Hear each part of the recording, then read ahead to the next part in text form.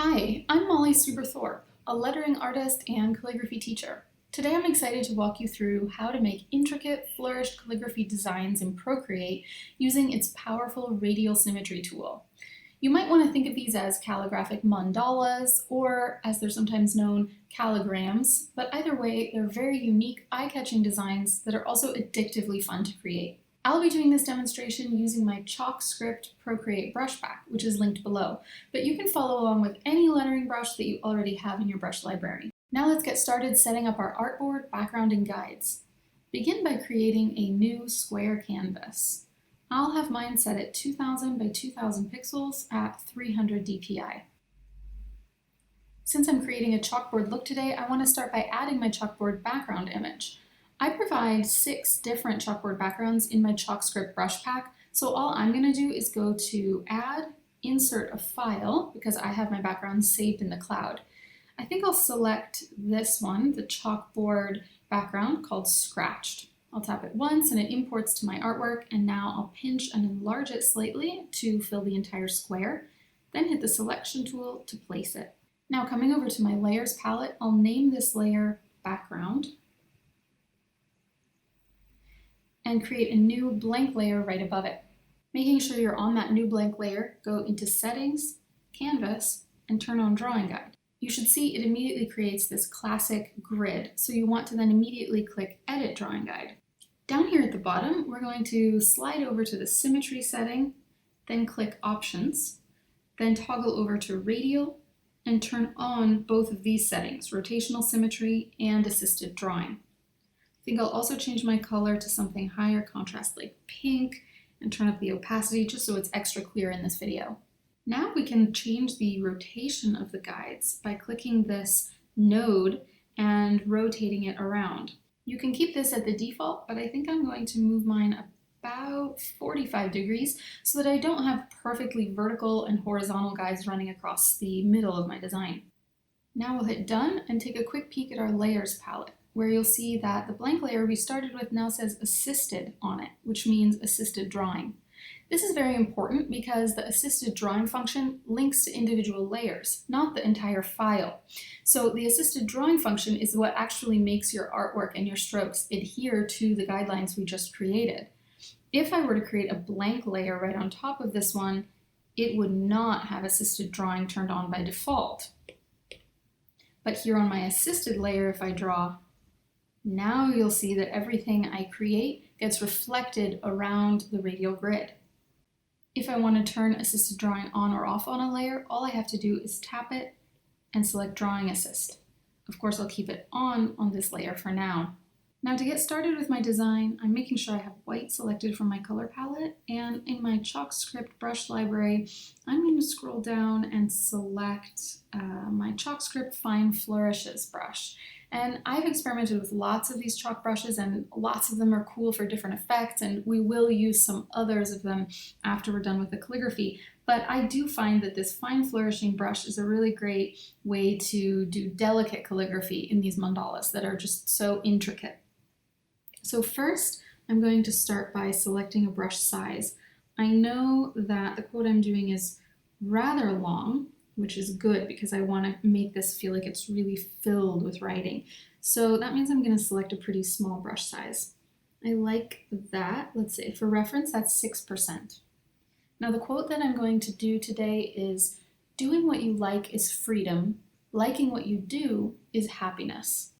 So as I do with any kind of layout design, I just start writing because I won't really know for sure how many words fit on a line and what line breaks I need until I really start writing and get a sense of the length.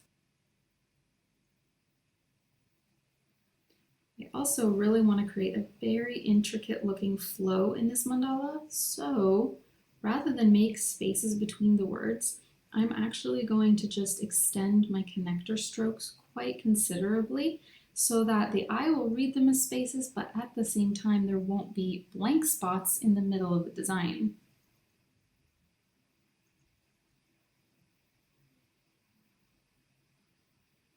At the end of a line, I'm just ending with kind of a long, simple flourish. We're going to add more complex flourishes later on. I'm zooming out after every line to make sure nothing got cut off at the end right here. You can see, for example, that if I extend a stroke in this center right quadrant here, if I extend it really far and it starts to fall off of the artboard, it's still going in those corner quadrants toward the corner. So you actually want to make sure that the art that you're creating in one radial quadrant isn't falling off the edge of another. That's why I zoom in and out quite a bit when I'm making these. So doing what you like is freedom, we're saying.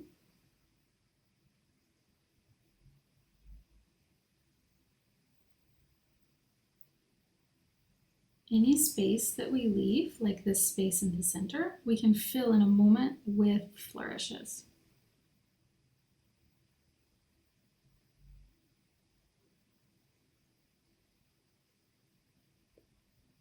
Okay, that fits. Now, liking what you do is happiness.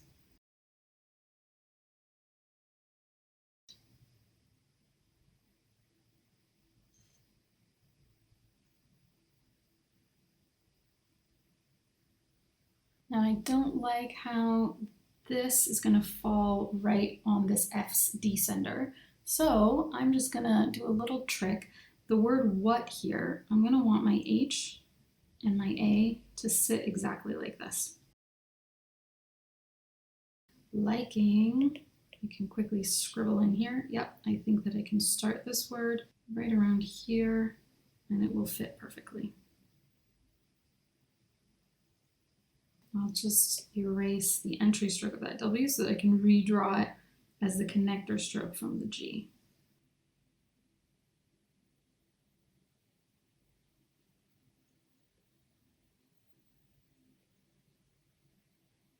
Is happiness. I think I'll start that right after the descender of this G.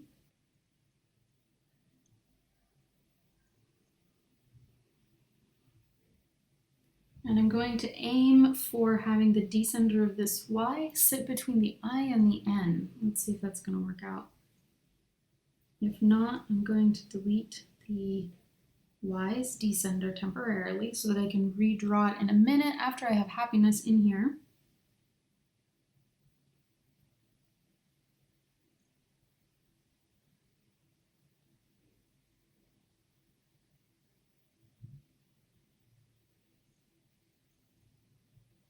There we go. That fits perfectly now.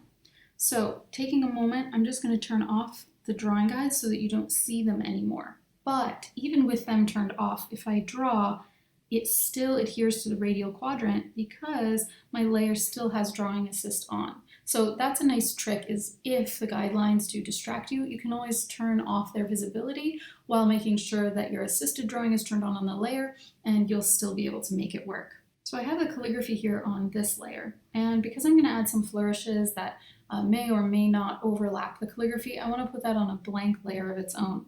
So I'll create a new one, tapping it once and select Drawing Assist. I think I'll stay on the same brush that I have, and we will start by filling in the middle. This is one of the most satisfying parts. I tend to play with this for quite a while to get a center design that I like. So I'm making it look like it's the entry stroke of the D, right?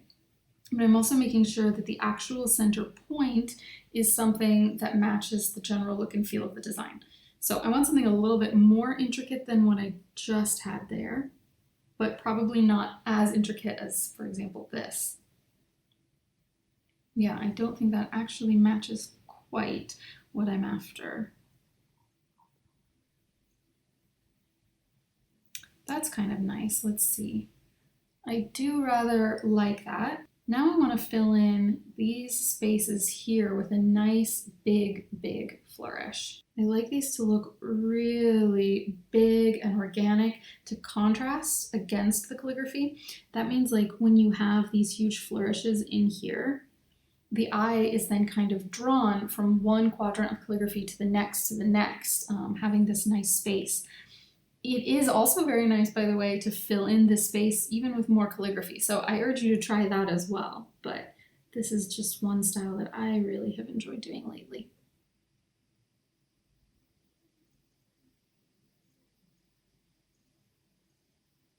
Okay, I kind of like that. So next what I'm going to do is a technique that I've kind of liked. When I zoom out, I kind of like to see tiny little details pop. And one way to do that is to go into your big flourishes and add these tiny little dots. They're almost serving like little highlights. I even put them on the flourishes of my letters. Not every single one, maybe not, for example, the crosses of the T's, but for example, I'm going to go back to my calligraphy layer. Let me erase this L here, and I'm going to make the entry stroke of this L a little bit fancier. I rather like that. Now I'll go back to my flourish design layer. Go put a little highlight dot on that one. You see, it's subtle, but if you look now at where we place those dots on the flourishes, it looks just a little bit fancier and more elevated. Next, let's add some more chalky texture. Let's make these flourishes pop a little bit more and make it look even more chalky and realistic. So I'm going to do that again on a new layer because I like being able to turn on and off the effects that I create to make sure that I like them. So again, drawing assist, and let's come to a new brush this time. Let's do something more textured. How about this dusty crumble? I created this to look like a really dramatic crumble. You can see like this, but if we do it pretty small, then what we can actually do is come over some of the thick parts of our thick strokes, and it just highlights them, makes them even a little bit thicker, but in a very chalky, sort of organic, messy way. So I'm going to go through and do that a little bit. If you do real chalk art on a chalkboard, you probably know that a lot of the eraser marks that you do as you go can actually add to the nice effect of it, and you sometimes don't actually end up erasing perfectly all of the mistakes that you make, and that actually adds to the character. So I like to try to emulate that a little bit digitally if I can. Okay, I think I've gotten the most out of this brush. Let's try another one. How about my chalk pencil? This is also like a very, very loose, distressed one. But again, if I keep the opacity kind of down and I really reduce the size, then I can come over and I can fill in some of these distressed gaps.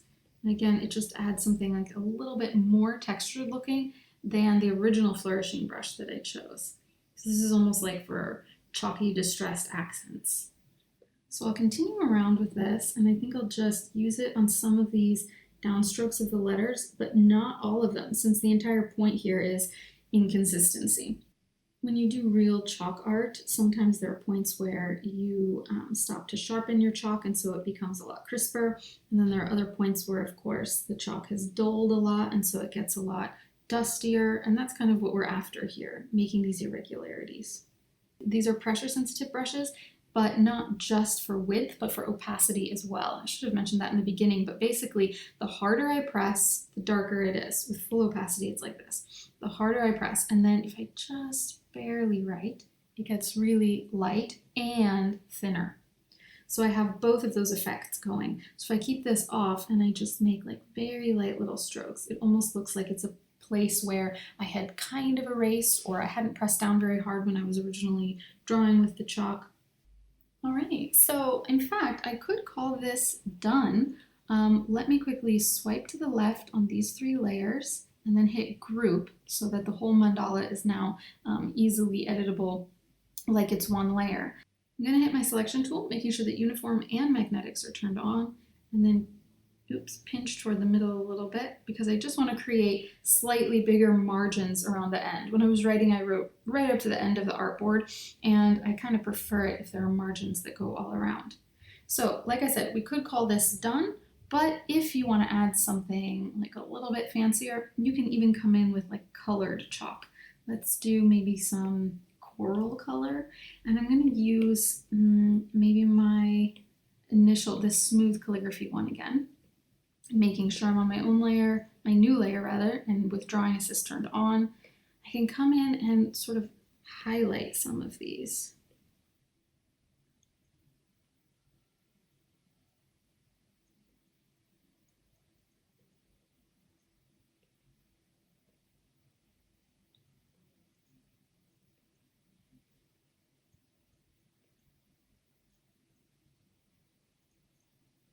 All I'm doing is very lightly mirroring some of the curves throughout.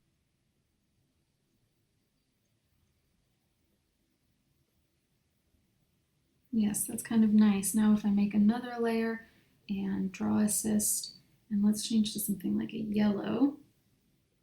I don't know, I figured that yellow and pink chalks are relatively common, so it looks kind of realistic. We can even come in and add little flourishes here too.